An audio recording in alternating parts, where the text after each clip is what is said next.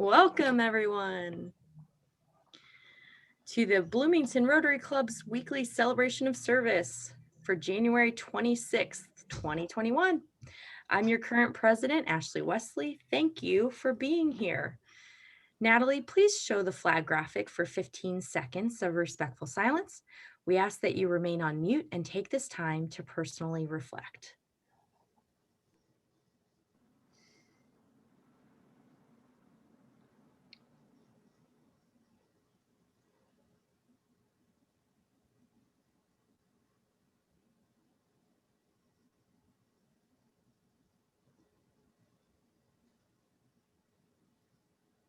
Thank you. Is Charlotte Zidlow here?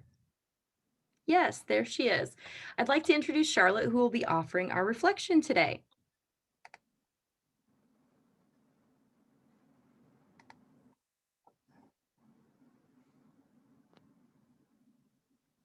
Can you hear me? Yes, we can now. Okay, yeah, okay. I'm what 86. I keep calling myself 87, thinking that'll maybe more important, but I don't think it is. Anyway, I've lived in this country most of my life, but I've also lived in many other countries. I've lived in Switzerland, Germany, and Czechoslovakia for lengthy periods of time, and also in Vienna, Austria, when it was a four-power thing. And I've always thought the United States is my country. It's a wonderful country. I believe in my country, and I'm always happy to get back to where people are resilient and forgiving and so forth. But of course, sometimes things are harder than others. But our country has a constitution, and what the best part of the Constitution is the preamble, which of course starts, "We, the people of the United States, in order to form a more perfect union, come together." I'll just leave it at that. In order to form a more perfect union. Well, in recent months, our perfect union has been strained, and we on January 6th, it really came under attack. But we survived. We're here today. And I want to talk about what a more perfect union might be. My parents-in-law devoted themselves to social justice. And I found in their papers, which I've been going through, a booklet that says by different boats, and it shows different boats from different countries where people came to our country by different boats. And there's some information in here. It's how to get along with people that are different. It's kind of it's amazing. It's just, it's like it's 80 years old, I find. And what it instructs us to do is the following thing: make it your business to make friends with others. That's not too complicated. Make it, excuse me, a piece of paper is missing. There it is. The first thing, make it your business to make friends. Study your community. Study your community. Cooperate with other groups. Do not approach anybody with suspicion, and refuse flatly to spread rumors. And finally, make it your business to understand your government. I think those are all principles that we can agree on. My father-in-law was a big Rotarian. Those were his principles. And I think they're principles by which we can live. And in at the inauguration, there was a young woman, Amanda Gorman, who read a poem that she wrote. And it's a pretty complicated, long poem, but it concludes by saying that we should always look for the lights, because they're always there. She says, if we are brave enough to see it, and we are brave enough to be it. And her whole premise in her poem is that we are a country that wants to form a more perfect union. We do not have a perfect union, but we have the possibility of forming a more perfect union at all times. And that's what, if we are brave enough to see it, and if we are brave enough to be it, is the thesis of her speech. The hill we climbed. So I'm here today to reflect on that and all the thoughts involved. So long term, our country has always been working on this, as attested by both the Constitution and the little brochure that I found that was created in the 1930s. And today, a poem from Amanda Gordon. And it seems to me this is all part of what Rotary aspires to as well. So that's my thesis, my program, for my reflection for today. Let us all reflect on that. Thank you so much, Charlotte. We have many, many guests with us today, and so I will not be introducing each one, but we do have groups of guests, those that were involved with the toast and made it possible, those from the Bloomington North Rotary Club and the Bloomington Sunrise Rotary Club. Thank you for being here today to celebrate with us, and many other members from the community. Thank you for joining us. We hope that you'll come back again. You're welcome to be our guest any Tuesday at noon, and I'm sure a guest of our North and Sunrise clubs, and we can connect you with each of those if you have interest. Thanks to our producers, Natalie Blaze, Michael Shermis, Sally Gaskell, Aaron Davis, and Alon Barker for making this program run smoothly. And our roundabout reporter, Kyla Cox-Decker. This is her last week offering our wonderful roundabout reporting that keeps us all in the loop. We have a few birthdays. Jennifer Abrams today, past President Leslie Green tomorrow, and Judy DeMuth, January 30th. Happy birthday, Rotarians. Now we have a solemn announcement to share. Jim Bright, would you please offer a few words for us? Thank you, Ashley. Sadly, we just learned this morning of the passing of fellow Rotarian and past President Keith Klein. I'm sure that all of you knew some of the many, many things that Keith did. Keith, besides being a past president here at Rotary, was a longtime member of the Monroe County School Board. And just talked to him recently, and he had so many words of praise for our fellow Rotarian and Superintendent Judy DeMuth. He had just been named news director at radio station WGCL, and he was very happy to be serving in that capacity. He was a national leader, adult leader for the organization of D. Millay for Christian young men. He had a great love for Ivy Tech, and he taught there. He served as the chair of the communications department. And nobody loved his students more than Keith Klein. Keith served as an MC for so many events, including our own Bloomington Rotary Toast one year. Every year he was the MC at the 4th of July and the Christmas lights events in downtown Bloomington. I used to swing by the podium on the 4th of July where Keith was MCing and would mouth silently, "Happy birthday, Keith," because his birthday was the 4th of July. During my year as president and district governor, Keith and I met regularly at a little coffee shop over on 3rd Street, and nobody gave me better and more good advice than Keith Klein. He touched my life. He touched all of us in this room. We're going to miss him, and we'll give him a more proper eulogy in a week to come. Thank you, Ashley. Back to you. Thank you, Jim. We'll provide more information on details as we learn it. Now moving on to a happier occasion, we have a new member induction led by Dave Meyer. Dave? Thank you, President Ashley.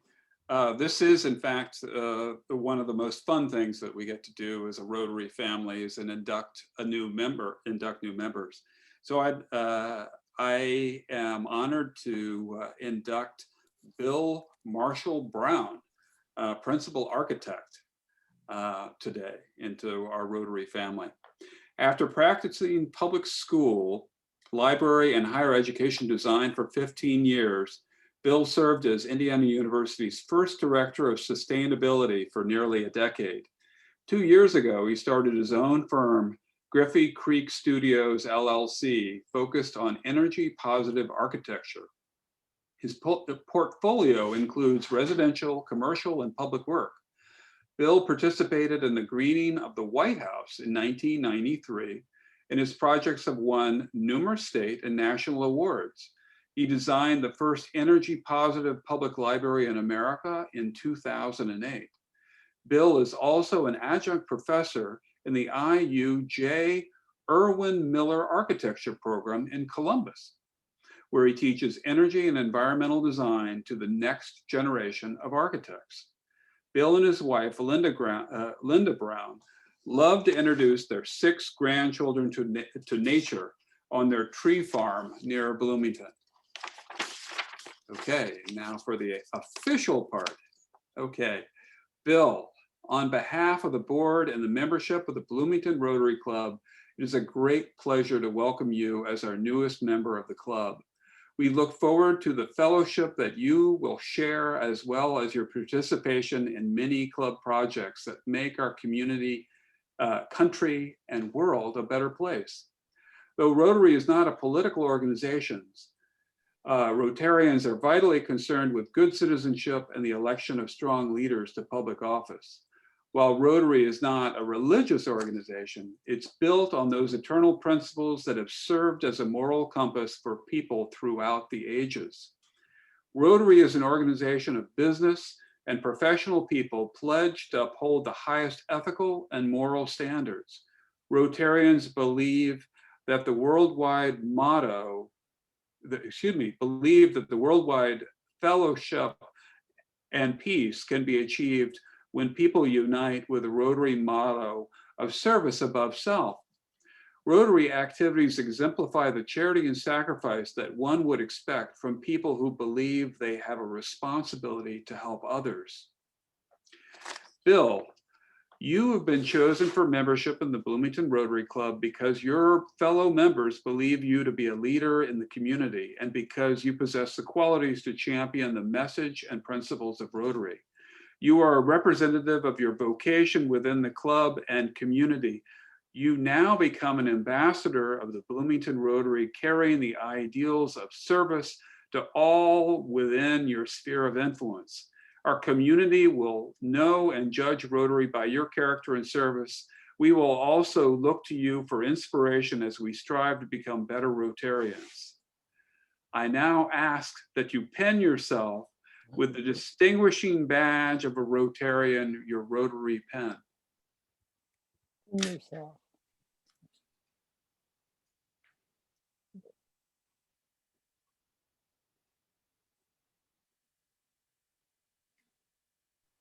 Bravo. Okay, we ask that you wear your Rotary pen with pride, not only to all Rotary functions, but in your many endeavors as a symbol of your commitment to Rotary ideals and the recognition of your contribution toward a better world. Fellow Rotarians, please sit up straight in your chairs and welcome our newest Rotarian, Bill Brown. Welcome. Thank you, Dave, for that welcome. And I'm honored to be a part of Rotary and also very grateful to Sarah Laughlin for sponsoring me.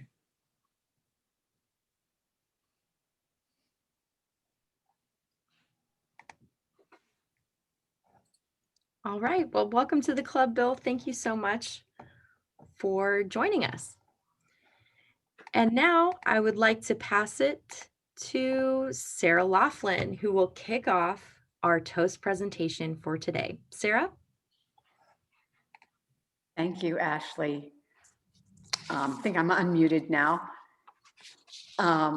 And I just, this is such a celebratory meeting. Every once in a while, even in the midst of a pandemic, we we have a chance to celebrate. And this is one of those moments with a new member, a new Paul Harris Fellow, and a big check to give away.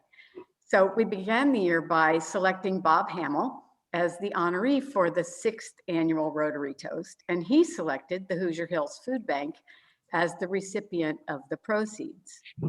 And then the pandemic. We were determined to continue to honor Bob and to support the food bank, but frankly, we truly had no idea how we could do it. So we reinvented everything. We held the toast via mandolin, a Bloomington company formed just a few months before in the early days of the pandemic to support performing artists and others. We offered delicious charcuterie boards. We even learned what a charcuterie board was. We recruited sponsors and viewers from all over the country, as it turned out. And we produced an evening that was elegant and memorable, even though we were watching at home.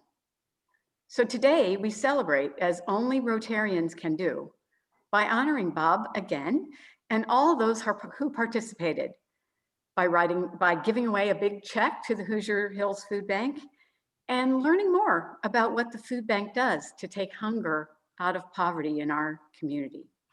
So I just want to start by thanking our toasters once again, starting with our own MC, Bob Salzberg, Dr. Richard Hammel, Bob's son, Carolyn Stewart Walters and Kay Stewart, Pete Yonkman, Anthony Thompson, Michael Carita, and Carrie Curry, and all the Rotarians who helped.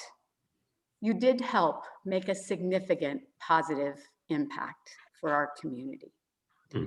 So now let me turn the microphone over to Brian Hain for a presentation.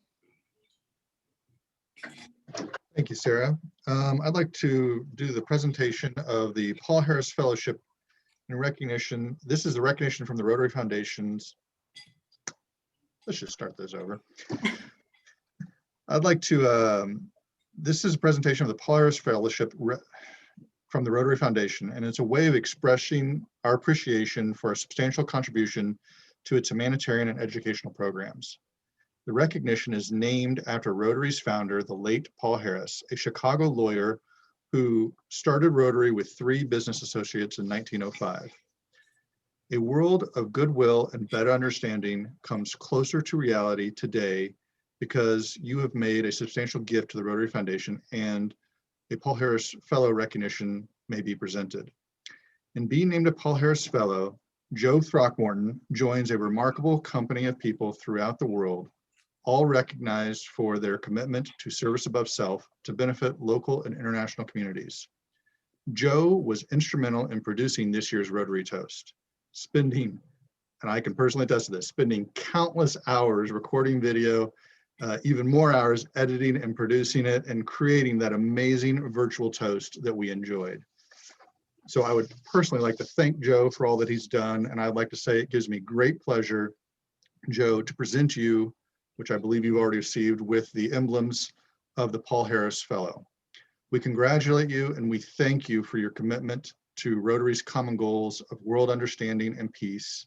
And would you all please sit high in your chairs and give a big round of applause to Joe for all the hard work that he did this year. Thank you very much, Joe.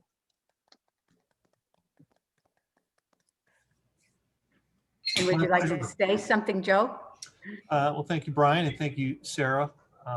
It was a privilege for me to be able to work with Rotary. I have a very large number of friends who are involved with the Rotaries, all the different organizations, including Michael Sherman's.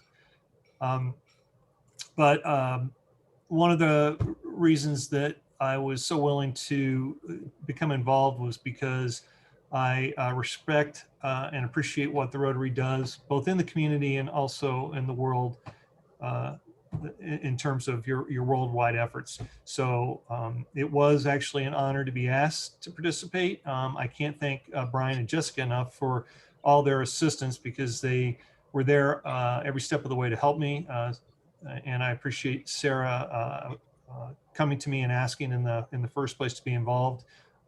And aside from us having a terrible accident with our drone footage, in that it was destroyed by the recording medium. Other than that, the entire experience was quite good, and I would really like to extend my thanks to Bob Salzberg, who was an incredible and wonderful host, who made it just a complete joy to do the program elements that we absolutely needed to make this work, as well as Bob Hammel, who it was a joy to get to know in the process of doing this. So that's a lot of thank yous, but thank you across the board. And I have my pin on, and I'm very proud and appreciative, and thank you for that honor. And I will display this in my office. And know that the Rotary is appreciated, and I'll do what I can anytime I can to be of service. Thank you, Joe, so much. Now I'm going to attempt to show just a brief segment of the toast video. Share screen first, Michael. Think. Make sure you share computer sound. Optimize screen sharing. Okay, share. Maybe I needed to pick it first. Have it ready. All right, let's try this now. Share Oh yeah, screen. there we go. Okay. We're Make good. it bigger. Make it bigger. Got it. Yeah.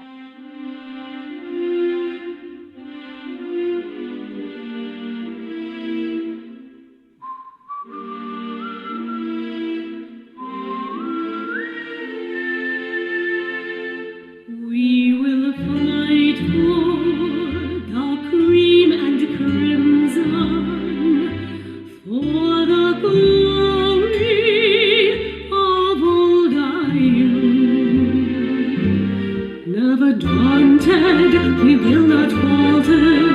In the battle, we're tried and true. Indiana, our Indiana, Indiana, we're all for you.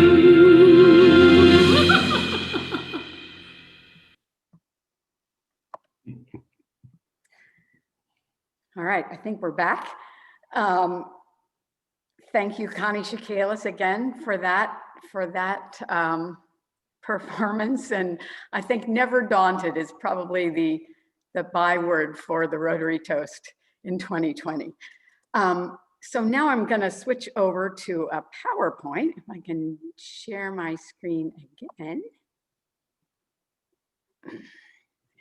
Find it.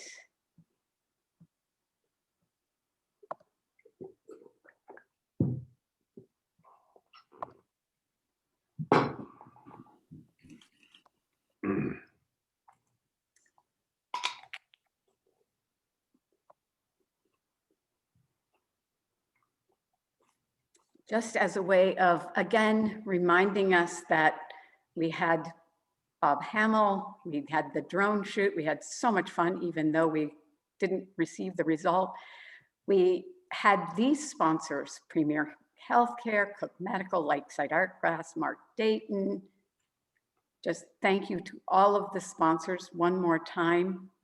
We could not have done it without you.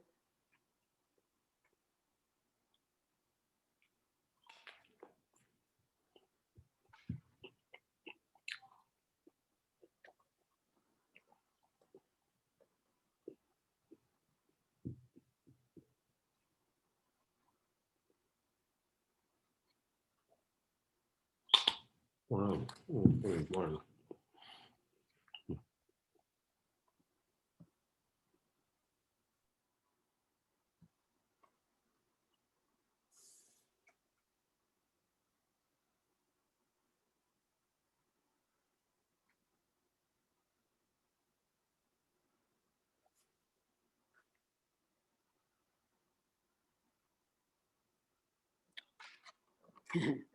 Already had that part. And there is the check amount. And I'm going to just come back to y'all with that number now because it's a little hard to read on the check itself. But we took a picture of ourselves presenting the check to the Hoosier Hills Food Bank this week for a total of $25,096. And that is the second largest toast check we've ever presented, even in a year of the pandemic. So we're very grateful for all the support that all of you provided for that. And now what I would like to do is welcome Bob Hammel to introduce Julio Alonso for our presentation today.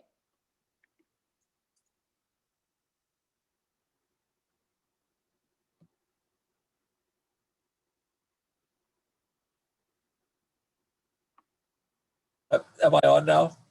Here you are. Yes, okay.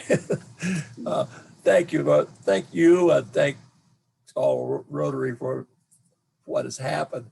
I do want to precede my introduction of Julio by pointing out something that probably most of you don't know. The lady sitting beside me is responsible for the rebirth of that mop lady at Assembly Hall.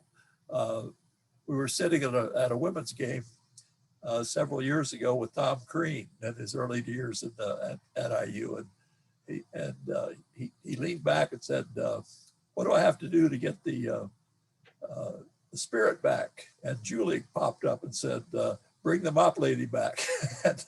and Tom had no idea what she was talking about, but he investigated, and very soon thereafter, that did start reappearing with the things. So that was a tribute to Julie, and I appreciated that.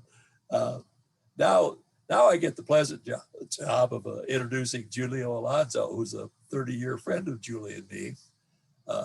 That's a long, long time, which he has been a day-to-day symbol of Rotary's great theme, service above self. Hoosier Hills Food Bank has that not as a motto, but as its very reason for being. Julio directs Hoosier Hills Food Bank service to the people in our community who need it the most isn't for Julio and those great people with him what it is for you and me. Something that we want to do regularly and actually do to the extent we can when we see the opportunity to do it and when we think about it. Julio and his people think about it every day and do it every day. It's an honor. I think the highest honor of my life to have been a part of this exceptionally well-timed assist. Yes, we all know that, of course, agencies like the food bank were extra strained in this COVID-hampered year. The need, always present and compelling, was greater than ever. And we know that, and we know that Hoosier Hills somehow manages to meet it.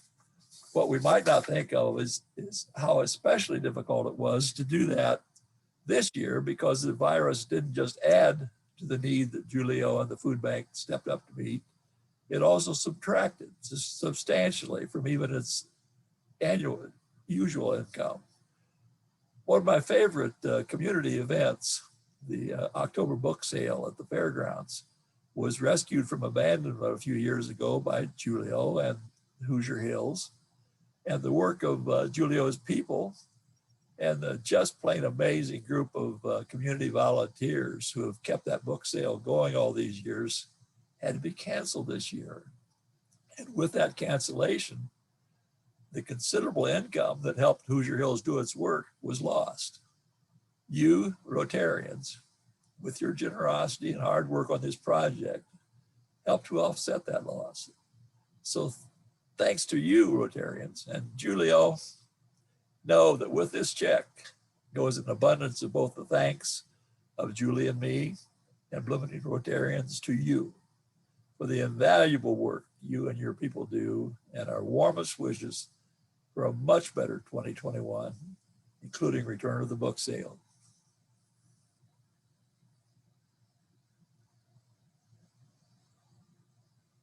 Thank you.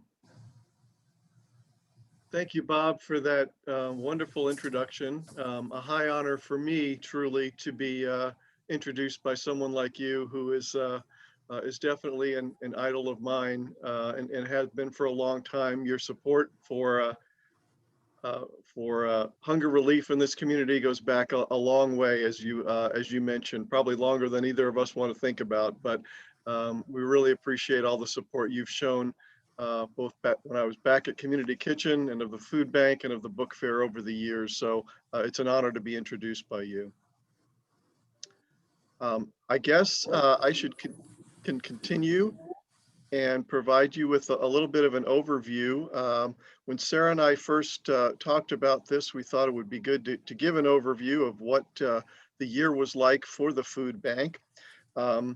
Before that, I would like to say how much I enjoyed the toast. It was a wonderful tribute to a very deserving honoree, and pulled off under very difficult circumstances. So congratulations to all of those involved in making this first and hopefully last virtual toast a big success. Great job, everyone. This was probably, well, not probably, this was definitely the most unusual year I've ever experienced. I think a lot of people can say that, certainly true at the food bank. It really started for us back in March. We had our annual meeting scheduled for March 13th, where we were going to announce that for the first time in 2019, we had distributed over 5 million pounds of food, a huge milestone for us that we hit for the first time in our 37-year history. Tables were set, food was ordered, whole event was ready to go, and then boom, came the word that the gatherings were going to be limited, and we had to do the responsible thing and cancel that event. At that time, if you can all remember back then, which no one really wants to, everything was confused. Everyone was worried and scared. We were getting mixed messages from all over. Nobody really knew for sure what was happening and what was going to happen. But we at the food bank did know, even before they classified us that way, that we were going to be essential workers, that people were going to need food more than ever, and that we were going to have to step up and do more than ever. And so we immediately went to work trying to do that. That required essentially completely reinventing ourselves from day one, reinventing all of our procedures and protocols. We're an organization that prides ourselves on providing our clients and our agencies with dignity, with allowing them to come through and choose the food that they want for their programs, for their homes and tables. And all of that had to go out the window. We immediately had to move to pre-bagging and pre-boxing and pre-staging all food for clients and for agencies. And that was a difficult step to take. And we also, of course, had to institute all sorts of other protocols, social distancing, personal protective equipment, sanitizing, all of those things to ensure that in the new normal, things could be done safely. Another major change is that we're an organization that relies on at least 8 solid interns from Indiana University every semester, as well as 2,000 volunteers a year. They were gone overnight. We had to immediately adapt to the loss of that support. Fortunately, we had the National Guard deployed to help us out between March and December, and that was a lifeline that we just couldn't have gotten by without. But it was also a very, very strange and surreal experience to be supervising National Guard troops as our volunteers in the food bank. But we're very grateful for the support that they provided us. And of course, our food supply. We rely very heavily on donated food. That's our mission, to go out and rescue food in the community, get it out to people who need it. Well, a lot of those sources dried up again, almost overnight. All food drives went away. Our biggest food drive, the Stamp Out Hunger food drive in May, was canceled. Restaurants closed. Our meal share program for prepared food rescue dried up immediately. Retail food donations, if you remember what the shelves at grocery stores looked like back then, there was no excess to share with us.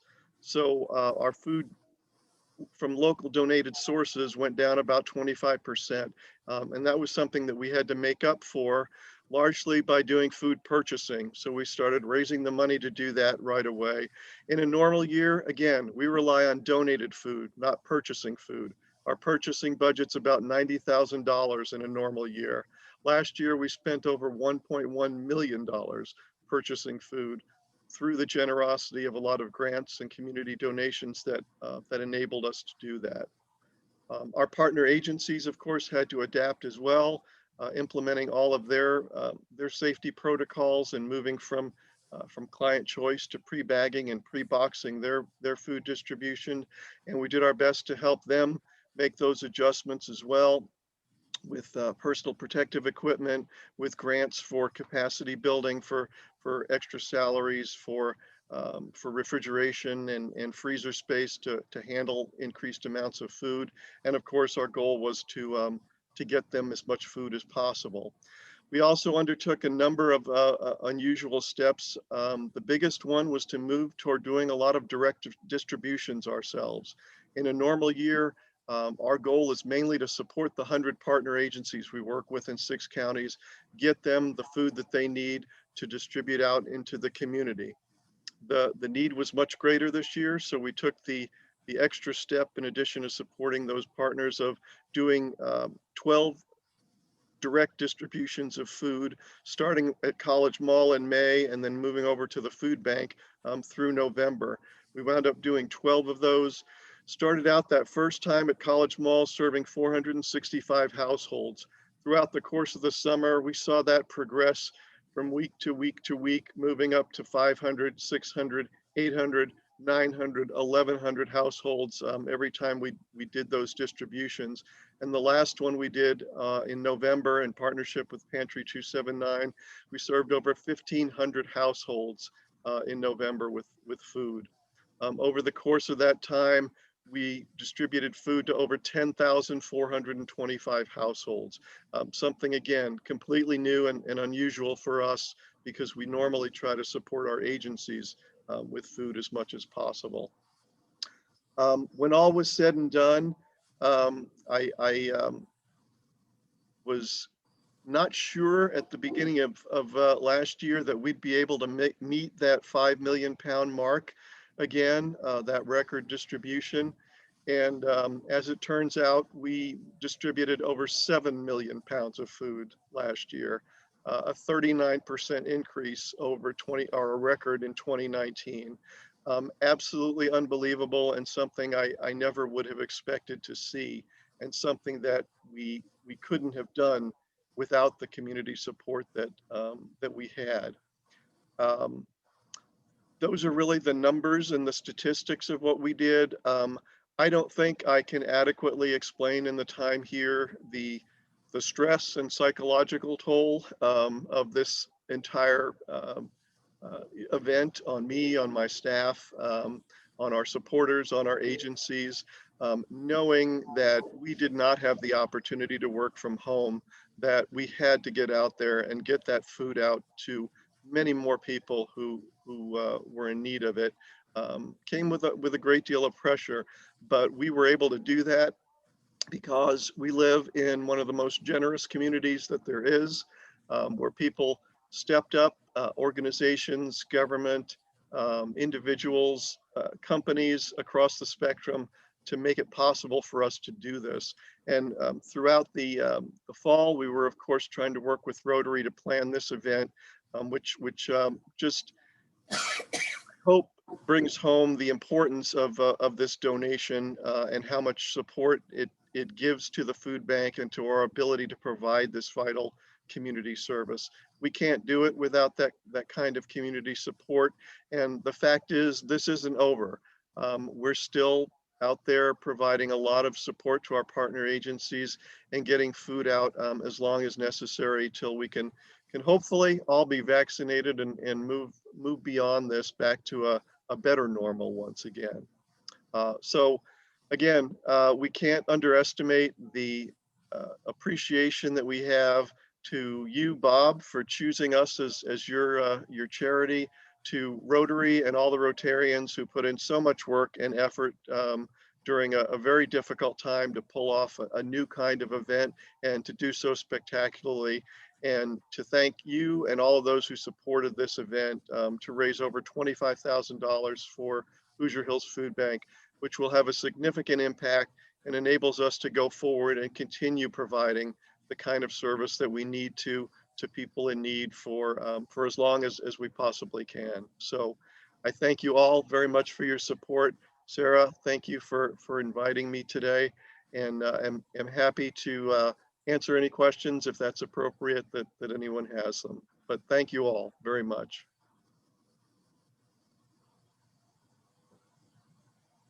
Thank you so much, Julio. We have several minutes here for questions if anyone would like to ask. This is Glenda. Julio, you had talked about the National Guard, and I gather that they are all gone, and I saw that you had been requesting more help. Can you tell us a little more about how you're coming on getting volunteers back? Sure, Glenda. It's been a slow process, and it's a two-edged sword. Of course, we're not welcoming groups of 30 or 40 or 50 people like we used to. We loved having those groups in. We needed them, but we can't do that. It's just not safe anymore. So we've scaled it back. We are definitely in need of volunteers, but we've reduced any group sizes to more like 5 or 6 at a time as a maximum. We screen all of our volunteers to ask them the appropriate COVID-related questions to make sure that we're being safe. And of course, they have to follow all the appropriate protocols. But with the loss of the Guard, we definitely still need that support. We're a small staff of 14 people. Various different times, as unfortunately was the case with me last week, people are out quarantining from exposure, from illness, from this, that, or the other thing, just to make sure everyone stays safe. So we're not always at even that full 14 staff capacity. And when you rely on 2,000 volunteers a year and they're suddenly gone, it makes a big impact. So we are looking for volunteers at specific times. Lots of good information on our website to help us pack boxes for clients, to help us stage food for the agencies, and do a few other tasks. So it's not coming along as quickly as we would hoped, but we certainly understand that. People are being cautious and need to be. But we're going to continue doing what we need to do, and hopefully we'll be able to get some more volunteers in over the course of the spring. Yeah. And did you want to talk about your big fundraiser, the virtual Soup Bowl? Well, I would be delighted to talk about that because we are actually, with the help of Mandolin again and Robert Midas, my good friend, undertaking to do what you folks did so successfully and make our most important community event a virtual event this year. The Soup Bowl benefit, the 27th annual, will take place on February 21st this year, but it will be a virtual event. Again, working with Robert to make it a success. There will be bowls. They're available to be picked up. We can't, unfortunately, have soup. We haven't figured out a way to do that successfully yet and safely, but we'll have bowls. We'll have a great program with lots of music and good information. Tickets are available at our website, hhfoodbank.org. More details there. And piggybacking on that, I put in the chat, we have taken on a volunteering session next Wednesday at the food bank, February 3rd. We have a slot for 7 available from 4 o'clock to 5:30 p.m.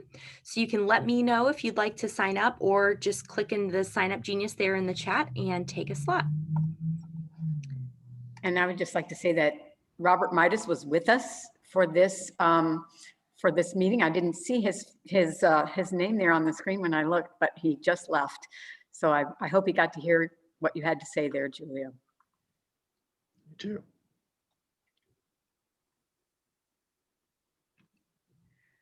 All right, are there any other questions or comments? I've got one. Have I got time, Ashley? Yes, go ahead.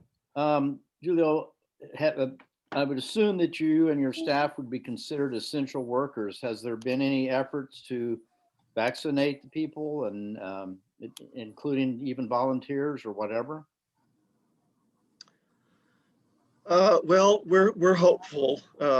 Mike. We are considered essential workers. We were, as you know, as part of the governor's series of executive orders. We were initially told that we would be sort of lumped in with grocery workers and other food providers as well. You know, I think I don't want to be critical because I think the state is doing the best it can to manage a difficult situation, and we all know that there just isn't enough vaccine available. We in Indiana opted to go with a system that would protect our most vulnerable first and start working with by age rather than by occupation. And so I think they're working through those. We haven't had any word yet about when we might be next in line, but I'm hoping that that will come soon because it really is important to get my staff and our volunteers vaccinated. I will tell you, that was probably the greatest strain for me throughout this this entire period of the last 9 months or so, was having to look my staff in the eye and tell them that they had to come to work, that they were needed. These are people who have children at home, who have other things going on in their lives, and they performed a great service for our community, and I'm very grateful to them. So I have a question. So Julio, it's Liz. I'm wondering, as you continue and we all continue to pass the pandemic phase, how do you think the food bank's MO might change or be modified as you continue past that? Are there things that have happened that you think you'll continue, or you'll just go back kind of the way it was, or what are you seeing in that future? Are you thinking about that yet? Well, we're only thinking about it a little, to be honest, because we're still trying to get through. As I said, this isn't over yet. But one of the major changes we have made is we've been able to implement a new inventory management system that allows our agencies to actually go online, see our inventory, and place orders for the food that they want. We weren't able to do that during most of COVID. They essentially had to take what we were able to choose for them and provide them. And, you know, we worked with them as much as possible, but now we've got this new system in place. It's going to be much more efficient, and we'll work a lot better for the agencies and allow them to, again, choose the food that they want and distribute, and then we can stage that and distribute it out to them. There are definitely changes that come with that. And one of those is, you know, we need that support to have people to help stage that food, to get it ready for those agencies every week. That wasn't something we necessarily needed before because agencies would be coming through and selecting it themselves. We're never going back to that kind of a system, but we do at least now have a system where we can provide them with choice. There'll be other things that that we change going forward, but I do hope, most importantly, that we'll be able to get back to letting those clients have that same choice option as soon as possible as well, as soon as we can do that safely.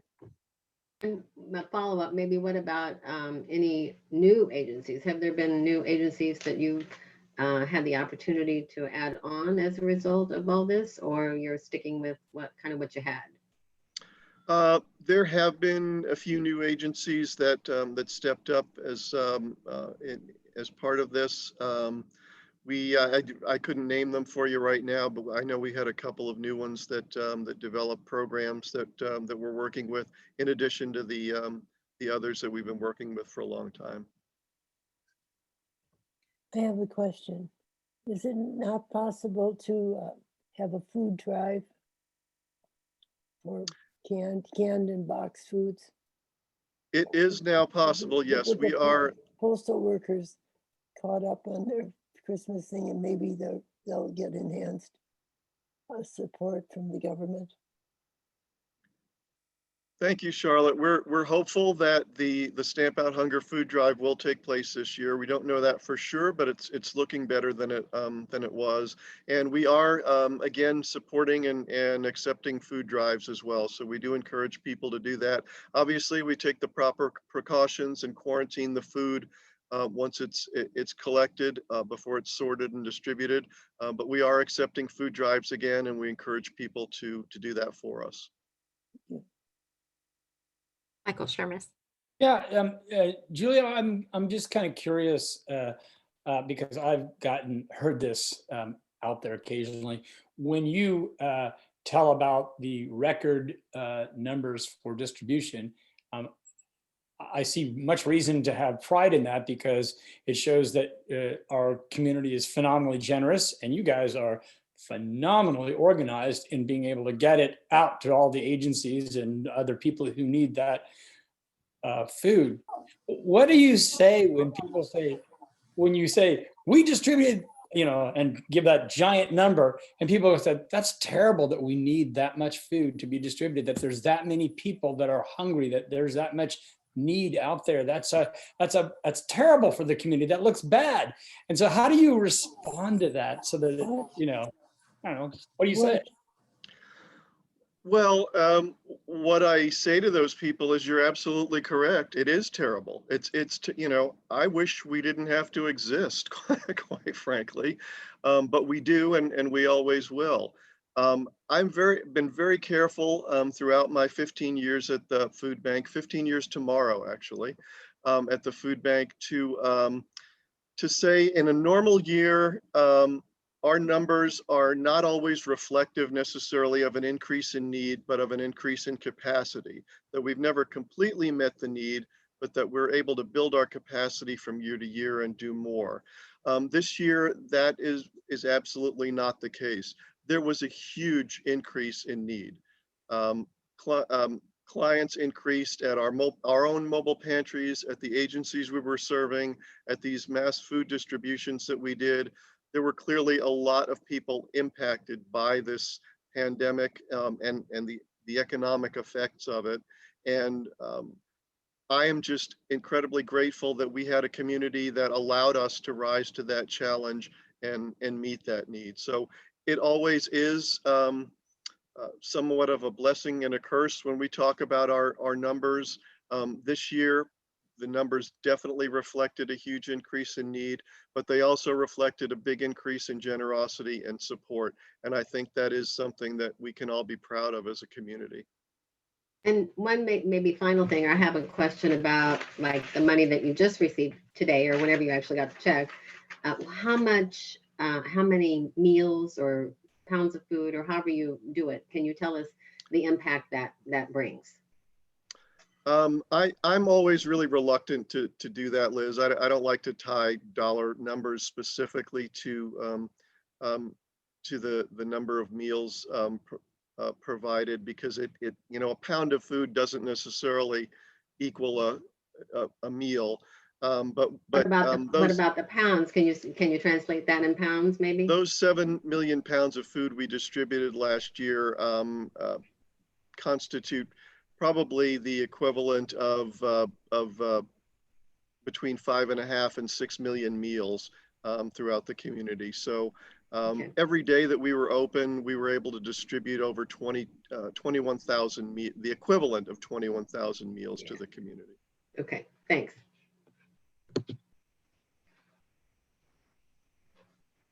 Thank you. We're going to close our program officially now. Julio, do you have a few minutes to stay after if we have any additional questions? Sure. Okay. Ashley, can I make one final announcement that I should have made yes. earlier? And that is the 2021 toast is underway. I never thought I'd live to say that, but I have.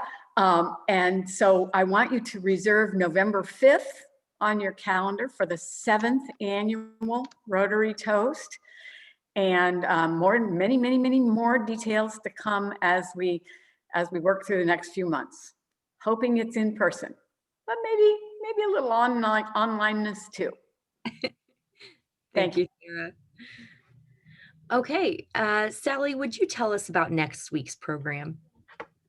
So, of course, every industry has been affected by the pandemic. Next week, we'll hear from Kate Galvin, Artistic Director, and Gabe Gloden, Managing Director of Cardinal Stage, on running a theater company during a pandemic. Thank you. Natalie, will you share our four-way test graphics? We can say this together, wrap up our meeting. Of the things we think, say, and do. First, is it the truth? Second, is it all concerned? Third, Would it build better friendships? fourth, Be beneficial to parents? And fifth, It's thank you. That officially concludes our meeting. And if you have any additional comments or questions for Julio, now's your